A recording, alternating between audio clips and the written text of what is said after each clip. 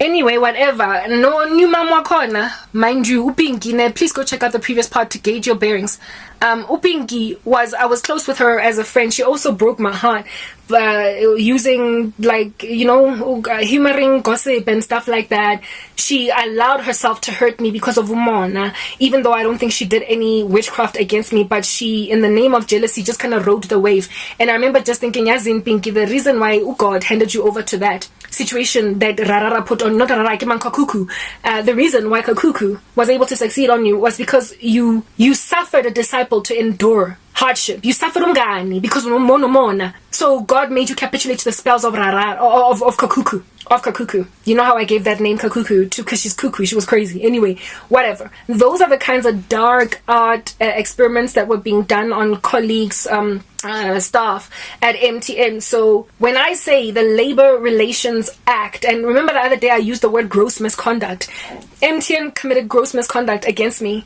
That is the terminology according to the rule, the guideline, really, frankly, as to what your case, when you take it up to the CCMA, what you stand to gain in terms of damages being paid to you. If it is gross misconduct, you can get paid anything from 12 months up to 24 months salary. Whereas with other cases that aren't gross misconduct, it's only up to 12 months salary. And MTN committed gross misconduct. I also had damages under a, what do you call this? A civil case. I could get like even millions out of that, right? So that was the case that I stood to win. And all that was spiritually blocked, you guys. All that was spiritually blocked. And people that MTN just felt like they didn't want around anymore, they just, like, cast a little bit of a spell. And in so casting the spell, certain groups, chunks of people would suddenly just mass exodus out of the organization. MTN was also at that stage busy firing. So according to the Labor Relations Act of this country, if you have held a Section 189 process, that would be the process that is embarked on in order to retrench employees based on, the company's not doing well, so we have to lay some people off, blah, blah, blah. You can only do it once in a cycle of, I think, 24 or 12 months, following which you cannot retrench again.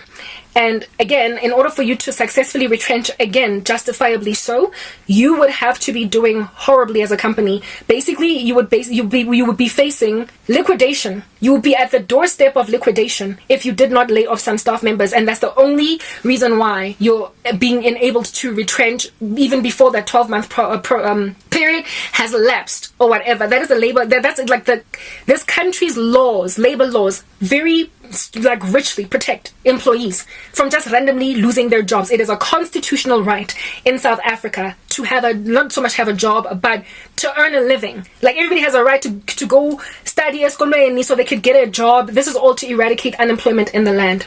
So beautiful legislation that nonetheless has been ignored by sorcery, which is why I even tried to petition guys, mobilize, be a protagonist for outlawing certain witchcraft practices. I mean, I know that in a country that has got religious freedoms, you can't outlaw the practice of witchcraft altogether, but you can indeed outlaw certain practices. Like, indeed, it is illegal to do, like, for instance, a satanic ritual, human sacrifice, because that's tied to murder. But others aren't so overtly crimes. Like, for instance, manipulating the outcome of who gets retrenched and doesn't get retrenched. It's not in your face a crime that is being committed or a constitutional right that is being broken.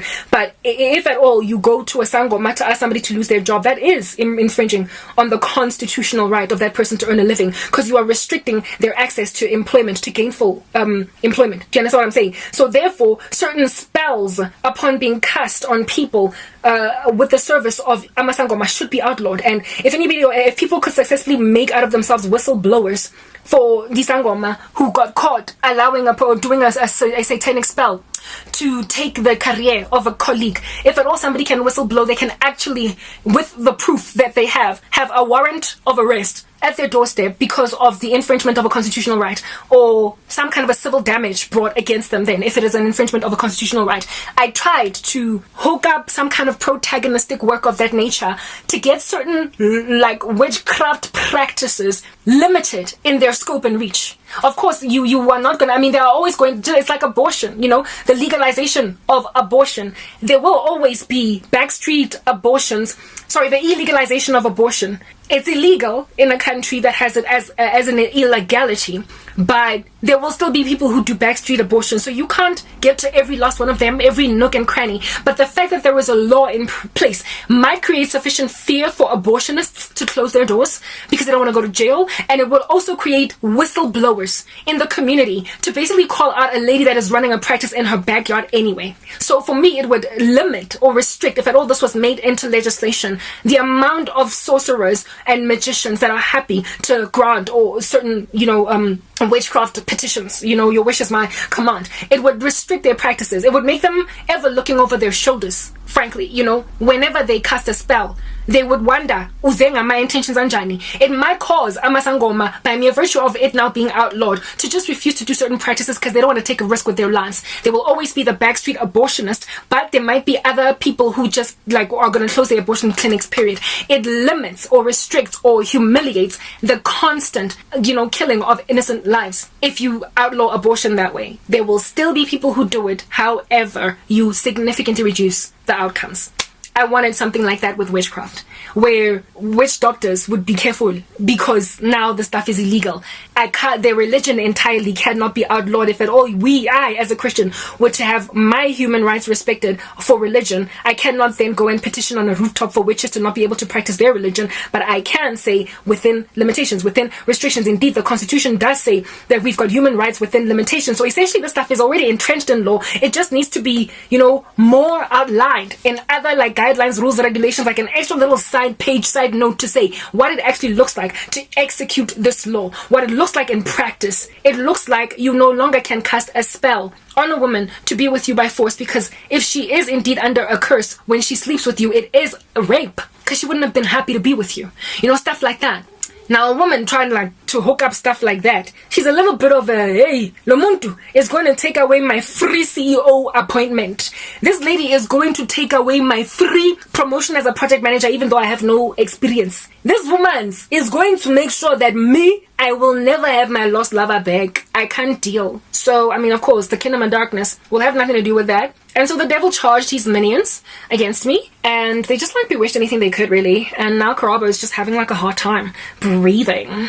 And I'm as in, yes! Alright, next part.